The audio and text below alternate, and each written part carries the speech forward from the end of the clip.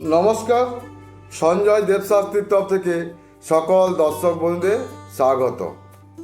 গ্রহ শান্তির যন্ত্রম, গ্রহ শান্তি করার জন্য যে যন্ত্রম ব্যবহার করবেন তা আমি এই ভিডিওতে বলবো। দেখুন, স্ক্রিনে এসে গেছে গ্রহ শান্তির যন্ত্রম। দেখুন, এখানে অনেকগুলো ঘর আছে, দেখতে পাচ্ছেন। 5 থেকে 1 2 3 4 5 6 7 8 9, 5 থেকে 9, ওপর থেকে 1 2 3 4 5 6 7 8 9, তাহলে কত হবে?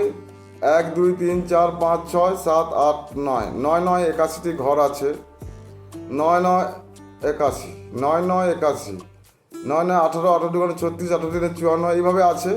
তো দেখুন, আপনারা প্রথম উপর থেকে আমি নিজ গুণে যাচ্ছি। 3 5 1 8 9 7 2 4 6, 2 4 6 3 3 5 1 8 9 7, 8 9 7 2 4 6 3 5 1, 5 1 3 9 7 8 4 6 2, 4 6 2 5 1 3 9 7 8, 9 7 8 4 6 2 5 1 3, 1 3 5 7 8 9 6 2 4, 6 2 4 1 3 5 7 8 9 7 8 9 6 2 4 1 3 5।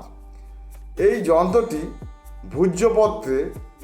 ভূর্জপত্র বেনে দোকানে পাওয়া যায়।